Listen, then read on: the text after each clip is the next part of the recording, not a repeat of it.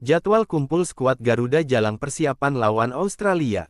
Frank van Campan ikut tiba di Indonesia, media Korsel ungkit skuad Garuda Erasti di tengah perjuangan Patrick Kluivert, fakta lini serang pilihan Patrick Kluivert. Jangan lupa like di bawah, lanjut simak informasi selengkapnya sebagai berikut. Media Korsel ungkit skuad Garuda Erasti di tengah perjuangan Patrick Kluivert, pemanggilan pemain-pemain yang akan memperkuat timnas Indonesia di laga melawan Australia dan Bahrain jadi sorotan. Banyak media asing tak terkecuali dari Korea Selatan. Menariknya salah satu media Korsel justru lebih menyoroti soal mantan pelatih timnas Indonesia. Hal itu terbukti ketika media Korsel Net menyinggung soal keputusan PSSI memecat Sintayong beberapa waktu lalu, padahal isi artikel media tersebut mengenai soal pemanggilan pemain oleh Kluivert. Timnas Indonesia siap memainkan pertandingan pertamanya di bawah manajer Patrick Kluivert. Indonesia membuat langkah mengejutkan dengan memecat Sintayong tepat saat tahun baru dimulai, itu adalah berita yang tidak diduga oleh siapapun. Tulis media Korselers tersebut, hal tersebut tentu cukup mengundang pertanyaan, mengapa media Korea Selatan masih saja menyinggung soal Sintayong yang tak lagi melatih skuad Garuda. Kendati demikian, sanjungan untuk timnas Indonesia hadir dari media Cina Zibo, yang cukup puas dengan kekuatan skuad asuhan Patrick Kluivert. Dengan bertambahnya 3 pemain naturalisasi, media tersebut menilai bahwa Indonesia menjadi salah satu rival yang layak disebut sebagai kuda hitam di Asia. Fakta lini serang pilihan Patrick Kluivert. 1. Total 17 gol di level klub. Oleh Romney pindah klub dari Utrecht ke Oxford United pada Januari lalu, sejauh ini ia mengemas 1 gol. Ramadan Sananta sudah mengoleksi 4 gol untuk Persis Solo musim ini. Hoki Caraka juga mengemas 3 gol untuk timnya PSS Sleman. Rafael Strijk baru mengoleksi 1 gol di klubnya Brisbane Roar. Ragnar Uratmangun dengan seragam Vodendar juga mengoleksi 1 gol musim ini, sementara Septian Satria Bagaskara mengkilap bersama Dewa United dengan koleksi 7 gol. 2. Debut oleh Romney dan Septian Bagaskara. Septian Bagaskara sedang ganas-ganasnya bersama Dewa United musim ini. Dia mengoleksi 7 gol dan termasuk bumber lokal yang subur. Septian pernah menjadi bagian dari timnas Indonesia U23 pada tahun 2019 dengan 1 cap saja, adapun oleh Romney adalah pemain depan yang paling ditunggu-tunggu publik tim Merah Putih. Kualitasnya di Liga Belanda dan Liga Inggris, diharapkan besar untuk ketajaman lini depan Indonesia. Ole Romney baru saja mendapatkan paspor Indonesia pada awal Februari lalu. 3. Hargai produk lokal. Pelatih kepala timnas Indonesia Patrick Kluivert rupanya menghargai produk lokal Indonesia yang bermain di kompetisi domestik, dan sedang menunjukkan kualitasnya.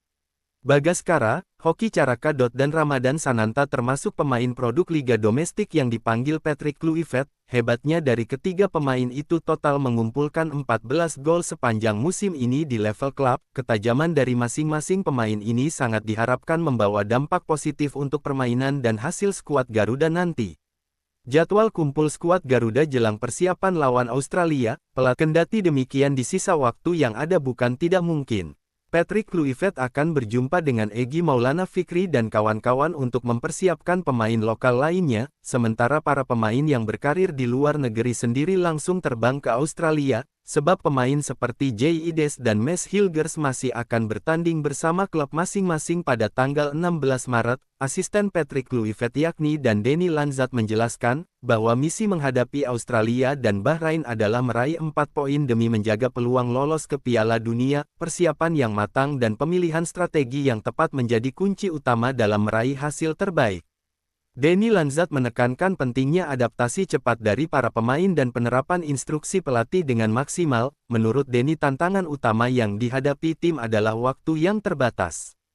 Mereka harus bisa memanfaatkan waktu yang ada untuk meracik strategi dan menyusun komposisi tim yang optimal. Meski begitu, Denny percaya mereka dapat melewati tantangan ini dengan bekerja keras dan fokus. Denny juga menyebutkan bahwa tim telah melakukan berbagai proses, termasuk bertemu staf PSSI Deslam mendukung tugas ini. Dengan waktu yang terbatas, mereka telah menganalisis skala lawan, termasuk Bahrain, Australia, China dan Jepang. Frank van Campan ikut tiba di Indonesia.